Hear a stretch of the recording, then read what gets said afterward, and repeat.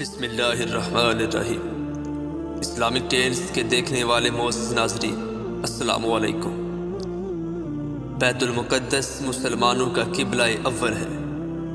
ہجرت کے بعد 16 سے 17 ماہ تک مسلمان بیت المقدس یعنی مسجد اقصی کی جانب رخ کر کے ہی نماز ادا کرتے تھے۔ پھر تحویل قبلہ کا حکم آنے کے بعد مسلمانوں کا قبلہ خانہ کعبہ ہو گیا۔ مسجد اقصی، خانہ کعبہ اور مسجد نبوی کے بعد تیسرا مقدس ترین مقام ہے۔ مقام مسلمان اسے المسجد الاقصی یعنی حرم قدسی شریف کہتے ہیں۔ یہ مشرقی یروشلم میں واقع ہے، جس پر اسرائیل کا قبضہ ہے۔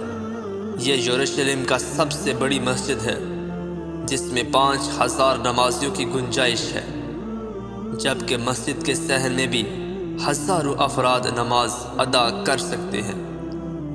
نبی کریم صلی اللہ علیہ وسلم سفر معراج کے دوران مسجد حرام سے یہاں پہنچے تھے اور بیت المقدس میں تمام انبیاء کی نماز کی امامت کرنے کے بعد براق کے ذریعے 7 آسمانوں کے سفر پر روانہ ہوئے۔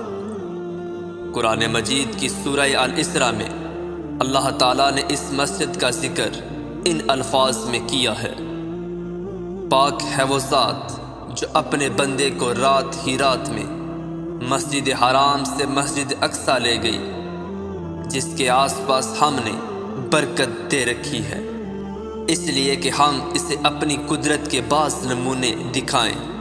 یقیناً اللہ تعالیٰ ہی خوب سننے والا اور دیکھنے والا ہے۔ احادیث کے مطابق دنیا میں صرف 3 مسجدوں کی جانب سفر کرنا باعث برکت ہے، جن میں مسجد حرام، مسجد اقصی اور مسجد نبوی شامل ہیں۔ سیدنا عمر فاروق کے دور میں مسلمانوں نے بیت المقدس کو فتح کیا تو سیدنا عمر نے شہر سے روانگی کے وقت صحرا اور براق باندھنے کی جگہ کے قریب مسجد تعمیر کرنے کا حکم دیا، جہاں انہوں نے اپنے ہمراہیوں سمیت نماز ادا کی تھی۔ یہی مسجد بعد میں مسجد اقصی کہلائی، کیونکہ قرآن مجید کی سورہ بنی اسرائیل کے آغاز میں اس مقام کو مسجد اقصی کہا گیا ہے۔ اس دور میں بہت سے صحابہ نے تبلیغ اسلام اور اشاعت دین کی خاطر بیت المقدس میں اقامت اختیار کی۔ خلیفہ عبد الملک بن مروان نے مسجد اقصی کی تعمیر شروع کرائی اور خلیفہ ولید بن عبد الملک نے اس کی تعمیر مکمل کی۔ اس کی تزئین و آرائش کی عباسی خلیفہ ابو جعفر منصور نے بھی اس مسجد کی مرمت کرائی۔ پہلی صلیبی جنگ کے بعد جب عیسائیوں کا بیت المقدس پر قبضہ ہو گیا تو انہوں نے مسجد اقصی میں بہت رد و بدل کیا۔ انہوں نے مسجد میں رہنے کے لیے کمرے بنا لیے اور اس کا نام معبد سلیمان رکھا، نیز متعدد دیگر عمارتوں کا اضافہ کیا جو بطور جائز ضرورت اور اناج کی کوٹھیوں کے استعمال ہوتی تھیں۔ انہوں نے مسجد کے اندر اور مسجد کے ساتھ ساتھ گرجا بھی بنا لیا۔ سلطان صلاح الدین ایوبی نے سن 1187 میں فتح بیت المقدس کے بعد مسجد اقصی کو عیسائیوں کے تمام نشانات سے پاک کیا اور محراب اور مسجد کو دوبارہ تعمیر کیا۔ صلاح الدین ایوبی نے قبلہ اول کی آزادی کے لیے تقریباً 16 جنگیں لڑیں۔ اسلام اور ملت اسلامیہ کے خلاف یہودیوں کی دشمنی تاریخ کا ایک مستقل باب ہے۔ یہود مدینہ نے عہد رسالت ماہ میں جو شورشیں اور سازشیں کی، ان سے تاریخ اسلام کا ہر طالب علم آگاہ ہے۔ گزشتہ 14 صدیوں سے یہود نے مسلمانوں کے خلاف بالخصوص اور دیگر انسانیت کے خلاف بالعموم مادانہ رویہ اپنا رکھا ہے۔ 20ویں صدی کے حادثات اور سانحات میں سب سے بڑا سانحہ مسئلہ فلسطین ہے۔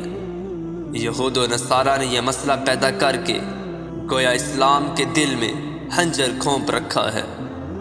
1948 میں اسرائیل کے قیام کے بعد یورپ سے آئے ہوئے غاصب یہودیوں نے ہزاروں سال سے فلسطین میں آباد فلسطینیوں کو ان کی زمینوں اور جائیدادوں سے بے دخل کر کے انہیں کیمپوں میں نہایت ابتر حالت میں زندگی بسر کرنے پر مجبور کر دیا۔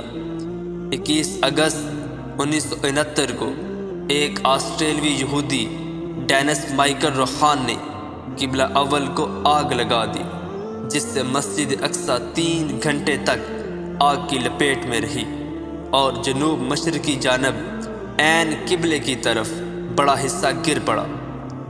محراب میں موجود ممبر بھی نظر آتش ہو گیا، جسے صلاح الدین ایوبی نے فتح بیت المقدس کے بعد نصب کیا تھا۔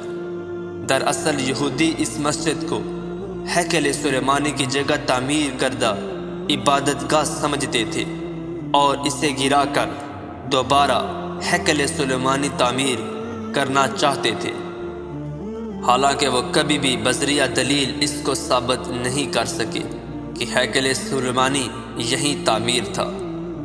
گزشتہ نصف صدی سے زائد عرصے کے دوران اسرائیلی یہودیوں کی جارحانہ کارروائیوں اور جنگوں میں ہزاروں لاکھوں فلسطینی مسلمان شہید، زخمی یا بے گھر ہو چکے ہیں، اور لاکھوں افراد مقبوضہ فلسطین کے اندر یا آس پاس کے ملکوں میں کیمپوں کے اندر قابل رحم حالت میں زندگی بسر کر رہے ہیں، اور اقوام متحدہ اور اس کے کرتا دھرتا امریکہ اور یورپ کے ممالک یہودیوں کے سرپرست اور پشتیان بنے ہوئے ہیں۔ اللہ تعالیٰ مسلمانوں کے قبلہ اول کو آزاد اور دنیا بھر کے مظلوم مسلمانوں کی مدد فرمائے۔